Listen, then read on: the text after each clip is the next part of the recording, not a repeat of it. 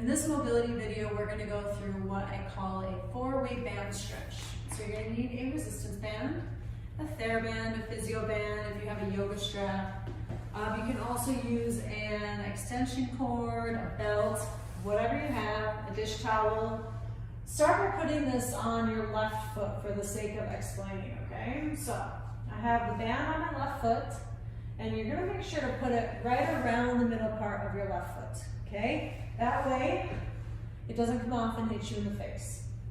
So, start this one with your left foot up toward the ceiling, bend the right knee, set that head so it's in a neutral position. If you find you're doing this, or you're doing this, just put a couple towels underneath your head. And what I want you to do is grab the band in each hand. You're just going to pull one side down, let the foot flop to the side, and then you're going to pull the other side down. Okay, let the foot flop to the other side.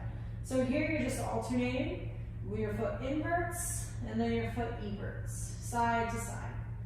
As you're doing this, you're going to notice a difference in the stretch going down the side of the thigh and going along your calf, maybe along your shin.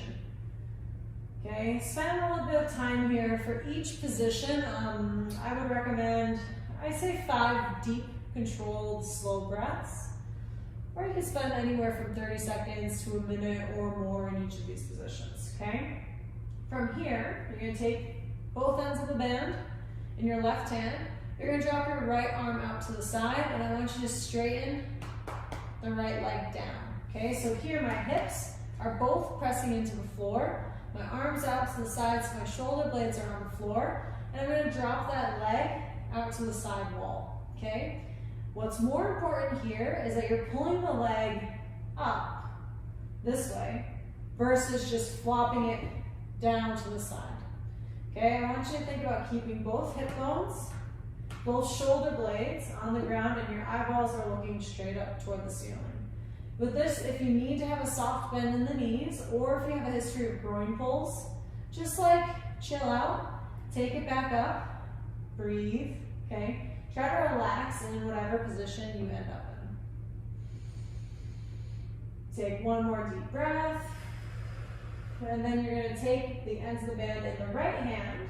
Left arm goes out to the side. And again, I want you to think more about lifting this foot toward this wall, okay? Kicking the heel and extending out from your hip joint into that twist. So my left hip comes off the ground. I'm using the band just to make this stretch A, doable, and B, semi-enjoyable, okay? You'll likely feel a stretch going all the way up along the side of your IT band, hamstring, and glutes, okay? Again, I don't just want you to flop over to the side. I want you to get some tension in this leg, drive that heel into that far wall, and just feel that really nice stretch going down the side of the leg. One more time, breathe in.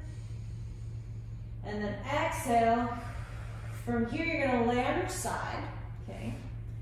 And you're going to take that foot behind you. And you're using the band to just help you with the quad stretch, okay? So the other arm, the bottom arm, supports the head. Both legs, both thighs are pointing straight down out of my hip joint. And my knees are stacked on top of each other. A couple things I see here with this one is people flip the knee up, bring it down so the thighs are parallel, or they pull their knee forward. You want that band to just be kind of tugging on that foot. It's the exact same position, gang, as if I have my foot in my hand here. The only difference is I'm just letting the band do more of the work. To increase the tension, just pull a little bit more on that band, okay?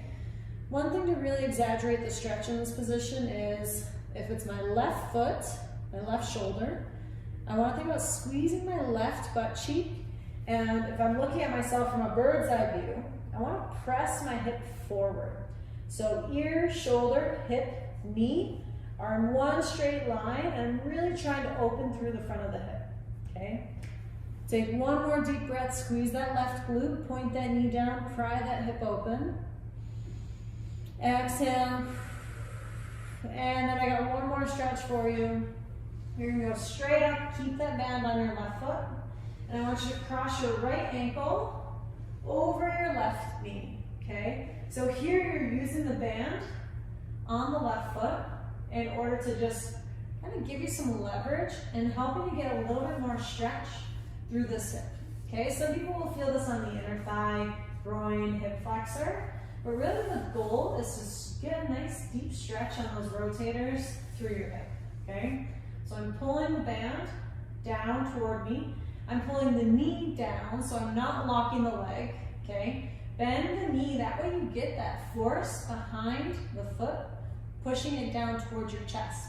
To make this feel a little bit spicier, relax your head, and I want you to think about taking your tailbone, which right now might be curled and tucked up, and try to think about lengthening your tailbone, lengthen your sacrum down fully onto the floor. The more I pull my knee toward me, the more my hips, my pelvis, are gonna wanna tuck up, okay, where my tailbone points up. Again, point that tailbone right into that end wall. Try to lengthen that sacrum. You're gonna notice a huge difference in the amount of stretch you're getting through that hip, okay? And then go ahead and release from there. And you're gonna switch and do the other side, okay? Guys, this is a really good stretch to do if you're really sore after a workout, immediately after a training session, or just before a workout to kind of like loosen things up. So that was one side. You have to do both, okay? So rewind, play this video again so you can stretch the right leg.